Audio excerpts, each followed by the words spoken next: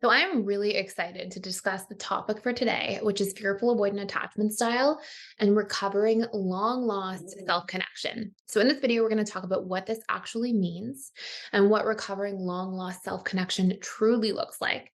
We are also going to have a discussion about the three core aspects of self connection that you may not even realize are extremely important. And we'll also talk about how to achieve this long lost self connection so that you can stop feeling like you have to emotionally numb, like you have to escape yourself, like you don't know yourself or know what you really want in certain areas of your lives. For example, like what you want in a relationship dynamic, what you want for your future.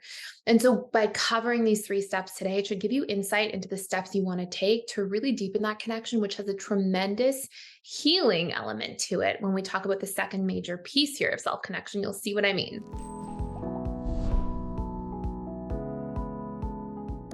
So, first and foremost, I find that a lot of individuals actually really struggle to feel self connected.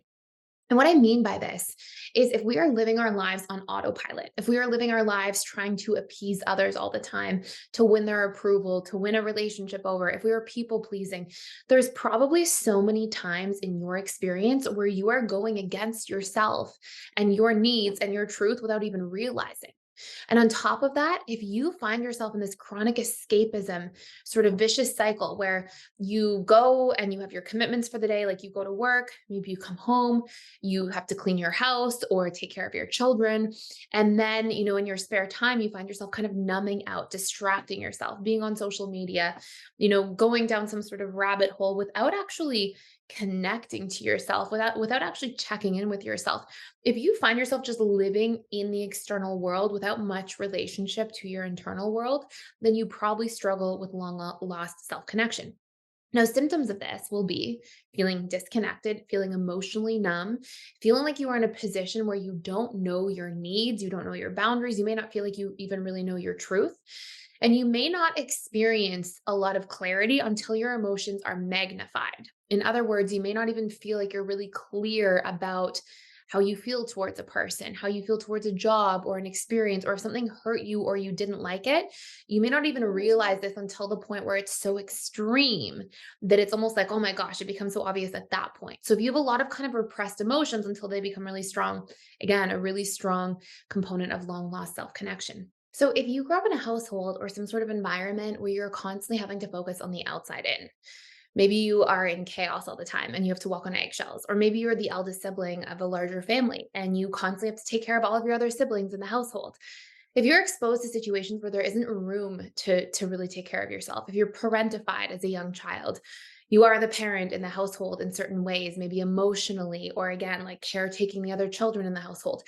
If there's a lot of stress, chaos, uncertainty, trauma, like any of these things, they're going to cause you to get, first of all, into sympathetic nervous system mode, which is like chronic fight or flight state. You may even find that you seek out and you even crave that chronic fight or flight state. And because it feels like there's sort of like this high, this emotional high when you're in that space. But really, your body's just addicted to the neurochemistry, usually of dopamine and cortisol. But you'll find all these different things force you away from yourself, force you to disconnect from like who you are deeply, what your truth is, all these different things. So there's three major components of healing this. The first major component is introspection. You have to learn who you are, and that takes time. I would really compare this to if you're on a dating sort of situation with somebody and you're getting to know them, maybe it's a dating app or you're on the first couple of dates. You can't fall in love with somebody you don't know. So you have to actually ask them questions about themselves. You have to learn about them, and that whole process takes time. And, in particular, you probably want to know, what the person's boundaries and pain points are, what their needs are, what their fears are, what their major concerns are, what's really important to them as a person, what lights them up. And these are questions you want to ask yourself. And sometimes introspection isn't something where you're going to sit down and ask yourself a question and the answer is immediately going to pop up. Sometimes these questions, like what are my needs? What makes me light up?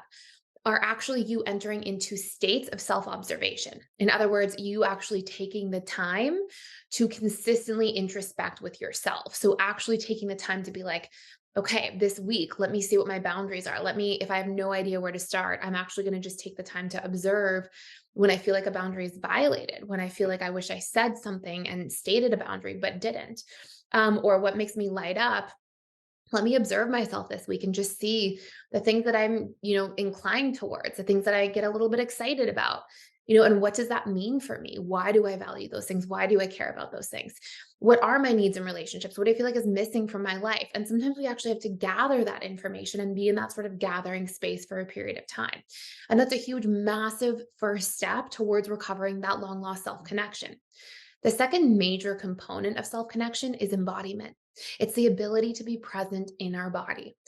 Through presence and being able to stay anchored in our body, what you'll find is that we are more attuned to ourselves. We can take ourselves into consideration. Like if somebody comes along and they say to you, "Hey, you want to come over this weekend on Friday? And, I live an hour away, but come up here and I'll see you this weekend." If you're not embodying yourself, if you're not in your body, when somebody asks you a question, you'll feel that you often just say this compulsive yes. Yes, for sure. I'll see you on the weekend. And then you might walk away and be like, wait, I don't want to drive an hour there and an hour back this weekend. I have a lot on my plate right now. You may find that you don't know a boundary until later after you've left a conversation or exited. You don't know what you actually need or want until you've left a conversation. If these are things that you're experiencing, chances are you're struggling with embodiment. And how we actually heal that is we learn to get present in our bodies. We learn to actually do body scans. We learn to recognize that emotions are sensations in the body. So happiness can feel like an expansion in your torso and a lightness sort of feeling, and maybe a very small sense of like kind of tingles. And you may feel like sadness feels like a hollowness, a heaviness in your chest, shoulders, and torso, and emptiness. You'll see that all of our emotions are just sensations in our body. And when we are embodied, we are also more likely to stay in parasympathetic nervous system mode. In other words, we are more likely to stay in a position where we are present, we're in rest and digest mode, and we're able to feel like our world slows down, and we're able to feel like we can consider ourselves, we're attuned to ourselves, we know what we're feeling, we know what we're needing, and we actually feel safer in ourselves and in our environment. And so this embodiment piece, it's a really important piece. And it also has a massive impact on healing because as children, a lot of the times what you'll see is that you don't get presence from your caregivers enough or in the way that you need. It's a very common thing for fearful avoidant attachment styles. And so part of reparenting is learning to give to ourselves what we couldn't get as children. And so by being embodied and present with yourself more frequently, it also heals a deep childhood core subconscious wound. And that has a massive ripple out effect on many different things. And so, if you want to do a deeper dive, I still have the third thing to cover here, but if you want to do a deeper dive into this, I have a whole course just on embodiment. It's called Somatic Processing and Nervous System Regulation course. It's like an hour. It's just really potent, really distilled tools, really clear on what you need to do. And there's just a few key takeaways. And you can check it out for free for 7 days using the link below. And it will give you exactly what you need to know in terms of how to really deeply get back into your body. And that has a massive improvement in terms of how we feel about ourselves and our lives. It also benefits our self-esteem. So, anyways, because when we're attuned to ourselves, we feel more confident in who we are, what we need, what our choices are, and we can back them better. And obviously, we can also check in with our boundaries in real time better. I mean, there's so many benefits to embodiment. So, we've got introspection, we've got embodiment, and then we have identity. Now, something that's really interesting here is a strong self identity tends to be one of the big opposing forces against something like borderline personality disorder. Generally, you'll see individuals with BPD really struggle with a sense of self, a self identity. And then we'll have these competing kind of thoughts and ideas, like from a spiritual perspective, right? That like hanging on to your identity or your ego is damaging, overly attaching to things is damaging. And I would say, like, from a truly, like, let's look at the security kind of perspective for a securely attached style. We can have a strong sense of self or a strong self identity without over attachment. So you can know who you are, what you need, what's important to you, and at the same time, simultaneously be open to change, be open to evolving, be open to, hey, we always grow and evolve and change, and that's probably going to happen to me, and that's perfectly fine. And I'm open to that experience. And this gives us this ability to like know who we are, feel confident in ourselves, confident in our truth, make decisions that back the highest expression of ourselves, that support the highest expression of who we are, because we know those things about ourselves, be in alignment, be in attunement to self, and also be open to change. And this is a very healthy balance of both, because if we have no self identity, we're in chronic people pleasing. We say yes to all these different things, we never say no. We can get burnt out from doing that. We can really lose ourselves in the world from doing that. And there's a lot of downsides to that. And on the flip side, if we're too strongly attached to who we are and we're too rigid and we're never open to change, I mean, there's detrimental effects to that too. And so I like to think of this concept or phrase of identity without over attachment, meaning I know who I am today. I am open to changing. I'm open to evolution. I'm open to the world and my experiences showing me things that I could learn about myself that I didn't know. And I'm open to taking all that information in and seeing if there's aspects of self that I have to shed, that I have to let go of, old coping mechanisms, outdated strategies. And so it's like we can have this sense of self without this over attachment to sense of self at the same time. So these are the three major components to recovering long lost self connection as a fearful avoidant: introspection around your needs, your boundaries, what lights you up.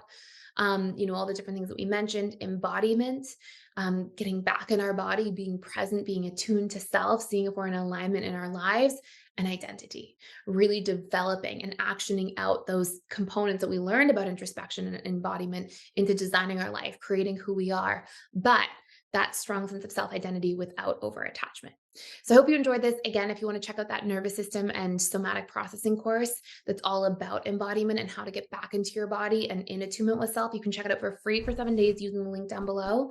And if you're enjoying this channel, please consider subscribing. I would love to have you here, and really appreciate you stopping by today. And thank you for watching.